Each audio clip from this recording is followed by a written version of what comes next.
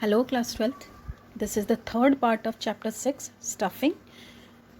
Stuffing process we have discussed in our previous video, in which two acronyms I provided you. One was Ek Raja Se Pite Tum and second was Mr. SWAT PPC. Now today we will be discussing components of stuffing. Three components are there. One is recruitment, second is selection, and third is training and development. Recruitment is a positive step which aims at attracting large number of candidates to apply for the given job. ये एक positive process है जिसमें कि बहुत सारे लोगों को एक साथ जॉब के लिए अप्लाई करने के लिए ये अट्रैक्ट करती है. Second one is selection. Now this recruitment is a positive step, but selection is a negative process. Okay, this is very important difference between both of them. So please keep in mind, recruitment is positive, which aims at attracting large number of people, but selection is negative, which aims at selecting the most suitable person out of various candidates who have applied for the job. एक suppose दो post है जिस पे कि recruitment के through लोगों को attract किया है, लोगों ने अप्लाई किया है. Suppose 10,000 people have applied for the two vacancies. Now all 10,000 can not be suitable. Okay, in selection process might be 100 selected, but all the 100 are also not possible to provide the job. So most suitable process, it is the most suitable process, means a candidate is selected through written exam, through interview and various levels of interview. The selection process is done. Okay, so it is a negative process. And last is the training and development, means अब लोगों को select भी कर लिया, but future के लिए, because future में changes बहुत फास्ट होते हैं, तो उनको उन जॉब्स के लिए स्किल्स प्रोवाइड करना, उनको ट्रेनिंग देना, ये काम है training and development. And all three components are the parts of stuffing. Okay, so training and development, it is concerned with upgradation of knowledge and skills of employees. ठीक है, upgrade करना, उनकी जो प्रेजेंट नॉलेज है, उनकी present skills है, उनको upgrade करना, so their ability to perform can be enhanced. Okay, now let us start with recruitment. We have already discussed that it is a positive process. Recruitment means it is a process of searching for the employees and encouraging them to apply for the job. Now recruitment process, see, staffing process अलग थी, recruitment process अलग होगी और selection process अलग होगी. एक ही chapter में तीन प्रोसेस हम डिस्कस करेंगे. And this is the most confusing point when where children what is asked, they generally get confused and in exam they write whatever they know. But children, exam में ऐसा नहीं करना है. Staffing process पूछी है या recruitment process पूछी है, आपको वही आंसर देना है. ओके, सो रिक्रूटमेंट प्रोसेस के 4 स्टेप्स हैं. First is identify different sources of labour supply, then evaluate validity of different sources, then choose the most suitable source and attract and motivate prospective candidates to apply for the vacant job. अब sources कौन से आ गई है, different sources of labour supply. अब ये यहाँ पे सोर्सेज हम डिस्कस करते हैं that there are 2 sources of recruitment, internal and external. Okay, so यहाँ पे बात हो गई कि पहले फर्स्ट स्टेप तो है identify different sources of labour supply. Then evaluate means evaluate करना कि जो इंटरनल और एक्सटर्नल सोर्सेज हैं उनमें से कौन सा बेस्ट होगा, अभी हमारे पास कितना बजट है कि हम कौन से सोर्स को ऑप्ट कर सकते हैं. ओके, एंड उनमें इन दोनों में से चूज़ करना. And then attract and motivate prospective candidates, means किनको बुलाना है, prospective means for future, okay, for the vacant job. So let's start with internal sources. Okay, there are two types of internal sources, means जो organisation के अंदर से ही recruitment हो जाता है, ठीक है, बाहर से किसी को बुलाने की ज़रूरत नहीं पड़ती है. जो भी ऑर्गेनाइजेशन है, जो भी कंपनी है, it recruits from the internally, okay, from by two ways. First is promotion and second one is transfer. Now promotion means shifting of employees from a lower level position to a higher level position. ठीक है, एक lower level पे काम कर रहा है, assistant manager है, उसको मैनेजर बना दिया, तो लोअर लेवल से हायर लेवल पे शिफ्ट करना, दैट इज़ प्रमोशन. ओके, और इसमें हायर रिस्पॉन्सिबिलिटीज़ होती है, बेटर फैसिलिटीज़ होती हैं, उसका स्टेटस हायर होता है और उसकी पे हायर होती है, पेमेंट हायर होती है. Okay, so this is called promotion. And second mode of internal recruitment is transfer, means shifting of an employee from one job to another, okay, और from one department to another, और from one shift to another. ठीक है, किसी भी तरह से ये shifting हो सकती है, एक जॉब से दूसरे जॉब में, एक डिपार्टमेंट से दूसरे डिपार्टमेंट में, या एक शिफ्ट से दूसरी शिफ्ट में. ठीक है, without a substantive change in responsibilities and status of the employee. देखो, जहाँ पे प्रमोशन में जो उसके स्टेटस में या उसकी रिस्पॉन्सिबिलिटीज़ में चेंज आ जाता है, ट्रांसफ़र से ऐसा एज सच कोई चेंज नहीं आता. शिफ्ट में चेंज हो रहा है या उनके डिपार्टमेंट में चेंज हो रहा है, बट उनके स्टेटस में चेंज नहीं आएगा इससे. ठीक है, तो ये दोनों ही इंटरनल सोर्स हैं which are also very effective sources, and generally when very quick recruitment is to be done, then organizations choose this source. Okay, so let us see the advantages and disadvantages of this internal source. Internal source is very economical. Okay, it motivates the existing employees. जो existing employees हैं, जो पहले से ही काम कर रहे हैं organisation में, उन्हीं को मोटिवेशन मिल रहा है, तो वो अपनी परफॉर्मेंस कंटिन्यूसली बेटर करेंगे. They will enhance, they will improve. It a less amount is spent on training. उनको ट्रेन करने में कम अमाउंट चाहिए. Okay, employees are already familiar with rules and regulations, so less chances of turnover. Okay, they are already familiar with all the rules and regulations, so less chances of turnover are there, and the organization which has the less turnover of employees is more growing. Okay, next is it improves performance of employees, and employees also get training, because when they are promoted or when they are transferred from a department to another, they get training also. They know how to deal with different departments, they know how to deal with various jobs, so they get training also. Okay, so these are a few advantages of this source, internal source, but every concept has disadvantages and disadvantages both. Now let us discuss what disadvantages this source has. It prevents fresh talents in the organization.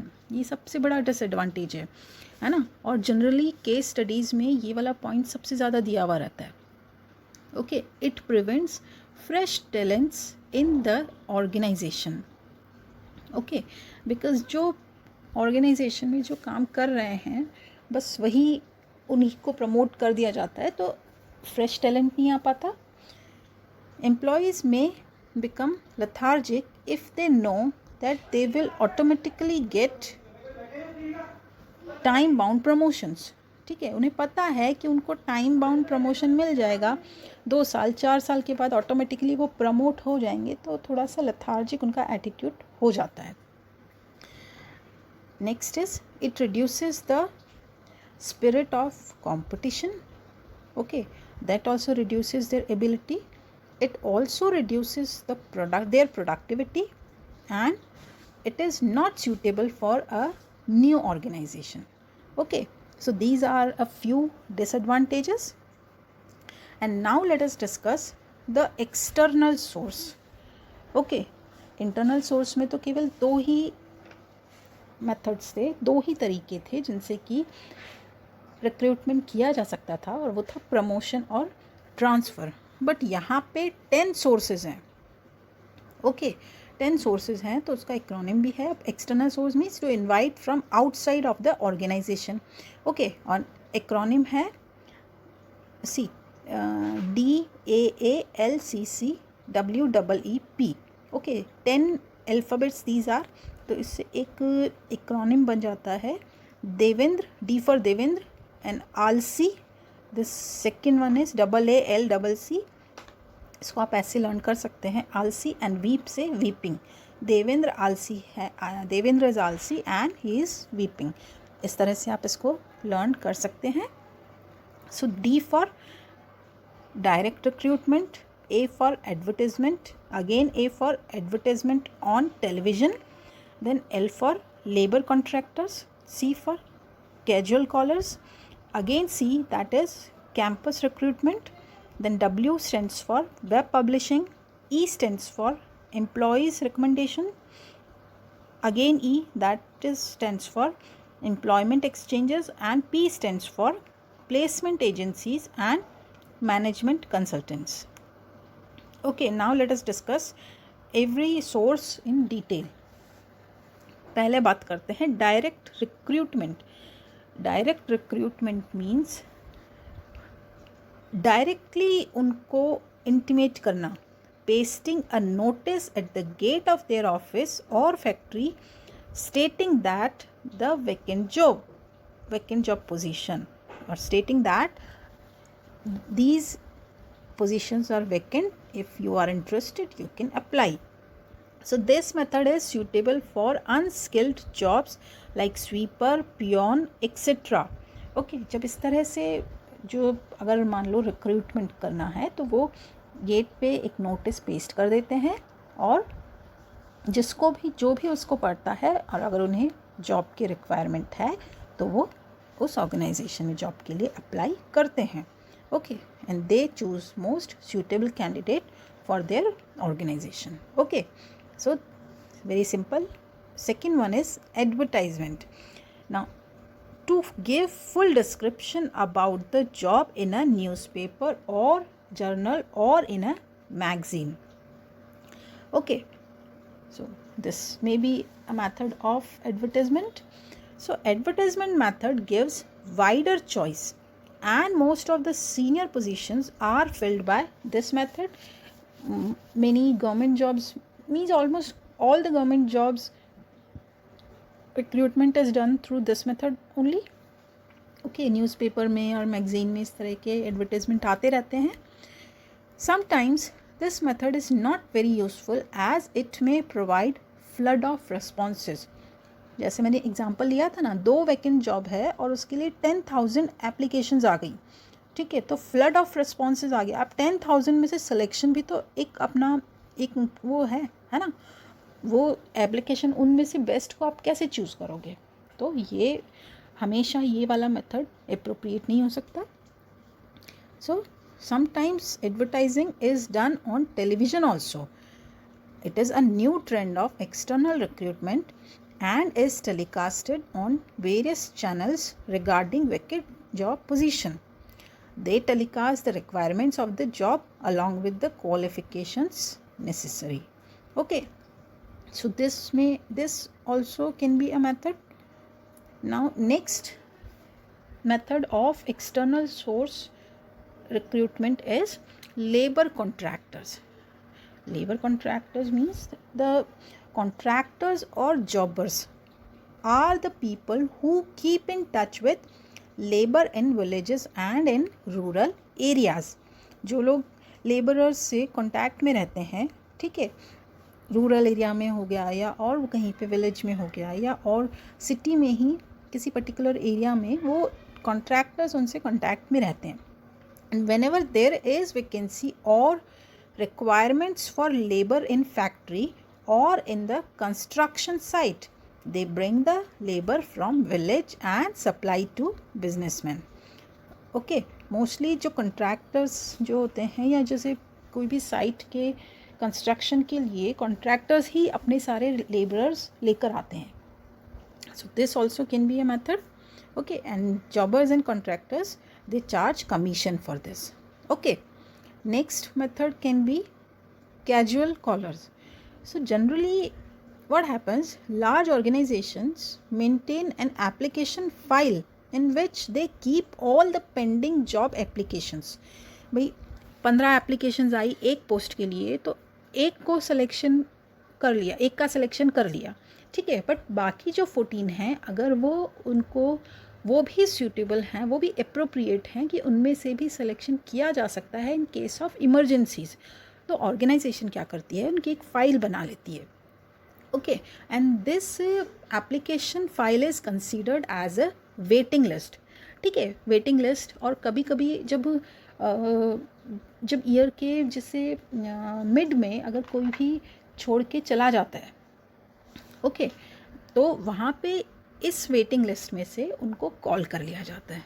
Okay और हो सकता है appointment के बाद भी अगर उन्हें लगे कि जिस कैंडिडेट को अपॉइंट किया है वो उतना ज़्यादा सूटेबल नहीं है, तो फिर किसी और को अपॉइंट कर लिया जाता है.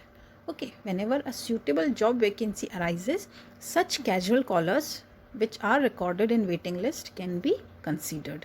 Okay, next method is campus recruitment. Sometimes the senior managers of organizations visit various professional colleges, जैसे जो प्रोफेशनल कॉलेजेस हुए, इंजीनियरिंग कॉलेजेस हुए, या जैसे और भी दूसरे MBA BBA इनके कॉलेजेस जो हुए, तो यहाँ पे क्या है, यहाँ पे कैंपस सिलेक्शन आता है. तो कैंपस सिलेक्शन कैसे आता है कि मैनेजर जो हैं वो उन कैंपस को, कॉलेजेस को या टेक्निकल इंस्टीट्यूट्स को वो विज़िट करते हैं to get fresh graduates. This type of recruitment is more common for engineering, computer programmers, MBAs etcetera.